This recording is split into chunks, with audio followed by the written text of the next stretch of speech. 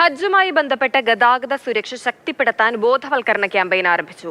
പ്രധാനപ്പെട്ട റോഡുകൾ ലക്ഷ്യമിട്ടാണ് ക്യാമ്പയിൻ ആരംഭിച്ചത്. തീർത്ഥാടകരുടെ സുരക്ഷയ്ക്കാണ് മുന്തിയ പരിഗണന നൽകുന്നത്. റോഡ് ഉപയോക്താക്കളുടെ ഗതാഗത സുരക്ഷ വർദ്ധിപ്പിക്കുന്നതിനായി സൗദി റോഡ്സ് ജനറൽ അതോറിറ്റിയാണ് ബോധവൽക്കരണ ക്യാമ്പയിൻ ആരംഭിച്ചത്. റോഡ് സുരക്ഷയുമായി ബന്ധപ്പെട്ട് ബോധവൽക്കരണം ശക്തിപ്പെടുത്തുക, ഹജ്ജ് തീർത്ഥാടകരുടെ യാത്രാനുഭവം മെച്ചപ്പെടുത്തുക, സൗദി വിഷൻ 2030 ലക്ഷ്യങ്ങൾ പിന്തുണയ്ക്കുക എന്നിവയുടെ ഭാഗമായാണ് നടപടി. സുരക്ഷിത ഡ്രൈവിംഗ് പ്രോത്സാഹിപ്പിക്കുന്നുണ്ട്.